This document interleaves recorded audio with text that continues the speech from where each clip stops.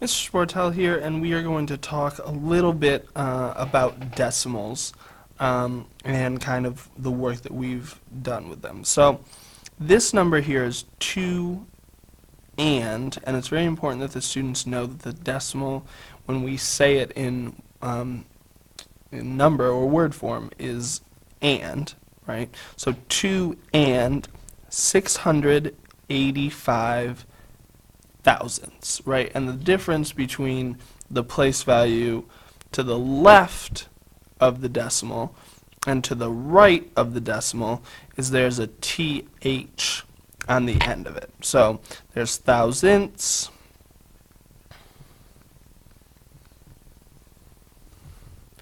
hundredths, and so on and so forth, right? Okay, so the first thing we're going to do is we are going to analyze just very quickly the place values, right? So clearly the place value 1 to the left of the decimals is our ones place, right? And excuse my handwriting down there. Then the decimal directly, or I'm sorry, the place value directly to the right of the decimal is the tenths place. Again, excuse my handwriting. Just try to listen to my voice a little bit more than my handwriting. This is the hundredths. And this here is our thousandths, right? So that's important for anything that we do in decimals, whether it be adding, subtracting, multiplying, dividing, anything, right? So they have to know their place values and how to line them up, or it is going to be difficult for them to do anything with decimals. So let's, for this one, add it. So let's take 2 and 685 thousandths, and let's add 1 and 7 tenths, right? And so here's where a lot of students will trip themselves up, is they get confused when there aren't the same amount of digits or place values, right? And there's actually a really simple way to fix this.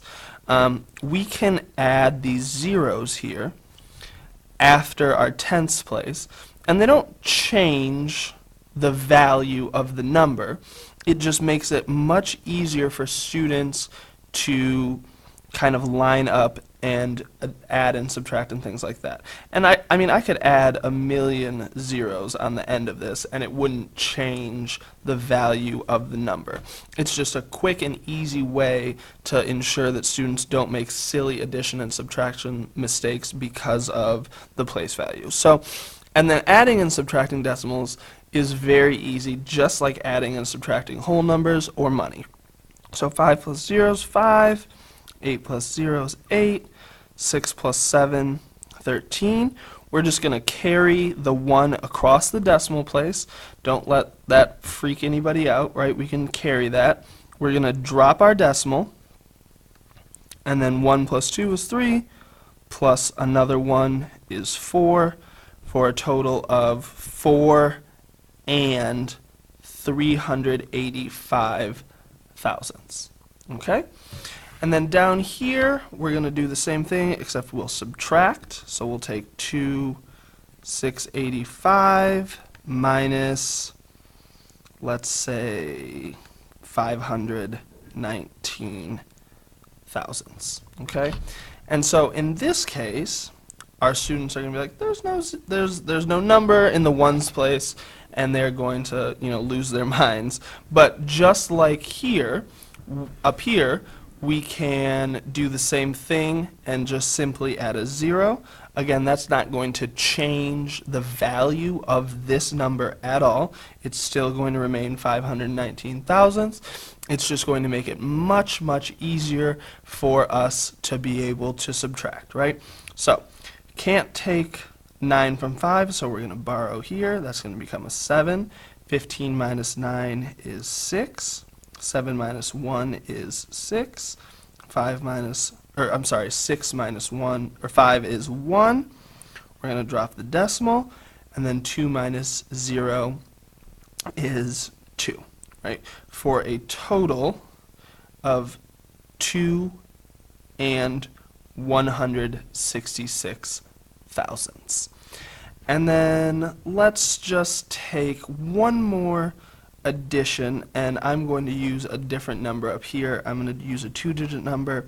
Let's say we have 17 and 8 tenths plus 6 and 97 hundredths. Okay? Again, important to make sure that they know where the place value is. We're just going to add a 0 here. Again, doesn't change the value of the number at all, just makes it easier to do your problem. 7 plus 0 is 7. 9 plus 8 is 17. Again, we're going to regroup across the decimal, drop our decimal place. 6 plus 7 is 13, plus 1 is 4. Carry that. 1 plus 1 is 2, for a total of 24 and 77 hundredths. So this has been a brief little talk about decimal place values and adding and subtracting. I hope it helps out. I'm going to have a video about multiplying decimals very soon. Thanks.